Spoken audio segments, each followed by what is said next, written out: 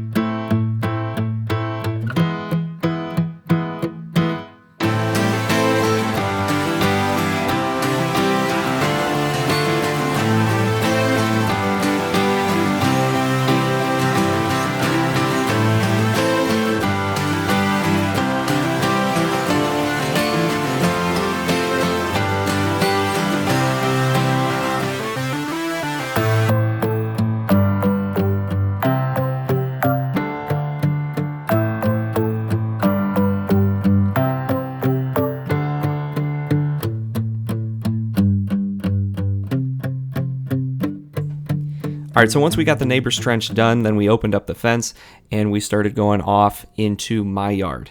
And this is the point where we had a problem, as you've probably already seen.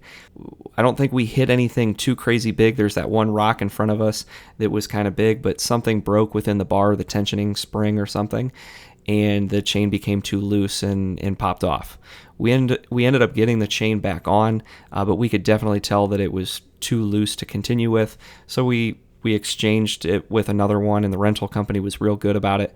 They got us a new trencher, and we kept going the next morning.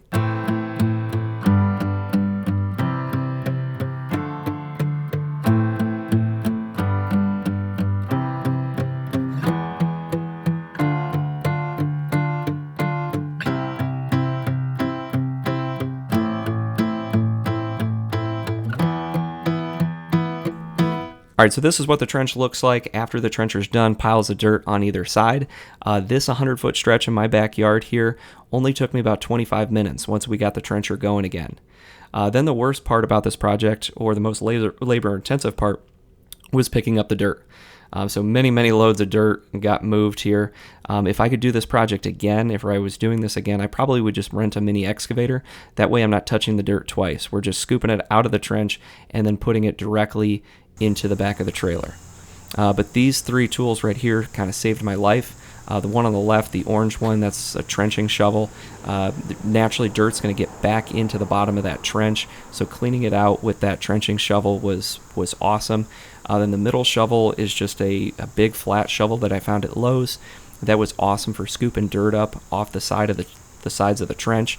Make sure you mow your grass really nice and short, and then you can use that to scrape up the dirt, and you can get some really nice big scoops with it. And then the thing that was on the right-hand side was a spud bar. That was used for any rocks or anything that the trencher didn't want to go through. We pried out with that thing.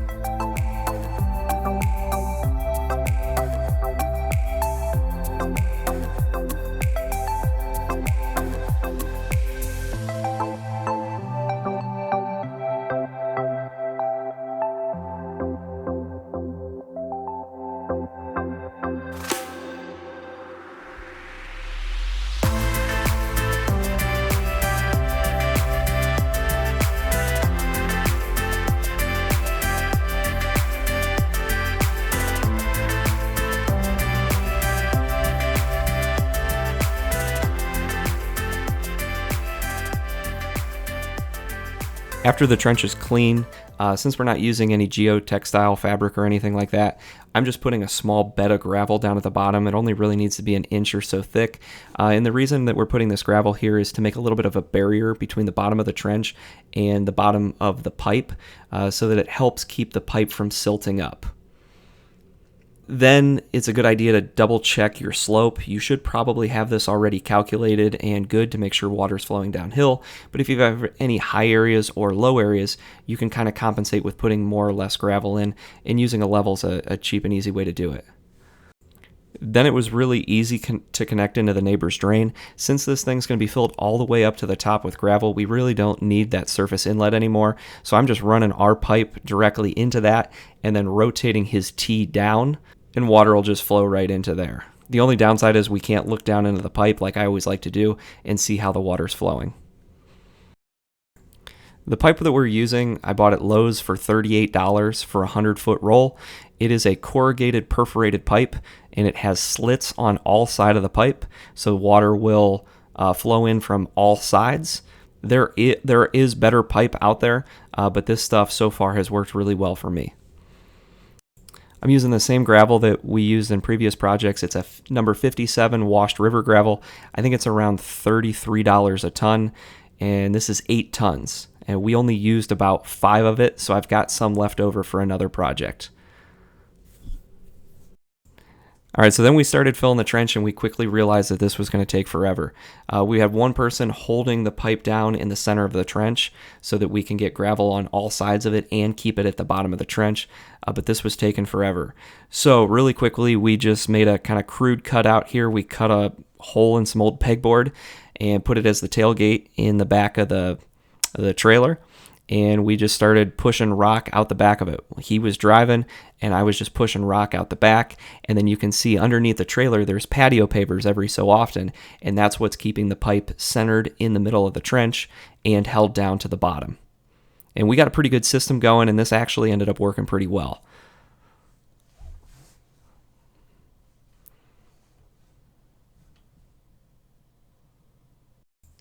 Here's where the drain branches off into my yard, and we elected to go with a Y connector to try to help promote better water flow coming from my yard into this drain.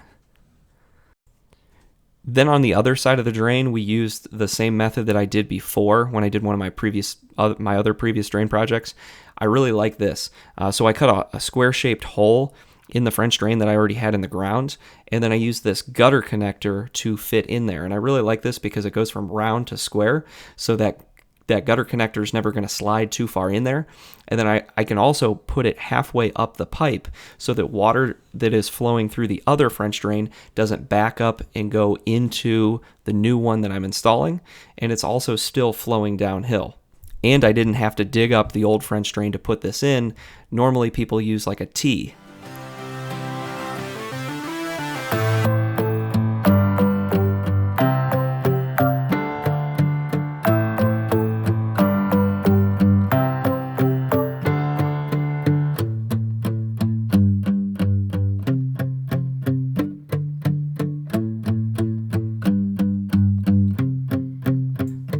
All right, so this is what the finished product ended up looking like. There is gravel filled all the way to the top, and over a period of time, the grass will kind of encroach on this, and that gravel line will get smaller. Some people really like the open gravel look, and you can incorporate it into your landscaping and make something really cool looking. In our case, we're just going to let the grass kind of grow over it over a period of time. I'll keep you guys updated on how that goes. But for our purposes, this works awesome. The entire thing is a surface drain. It's also collecting water from the ground, so it's kind of a win-win there. And I think it's really going to help our water issues that we're having behind my pool and all along his yard. All right, thanks for watching yet another drainage video. If you enjoyed the video, please give it a thumbs up. If you want to let me know what you thought or have any questions, please put a comment down below and I'd love to get back to you. But as always, please subscribe. Please hit the bell notification so you can see some of the other projects that I'm doing. We're going to try to get away from drainage for a little while and tackle some other stuff around the house that I think is going to be really cool. So I hope to see you in another video. Yep.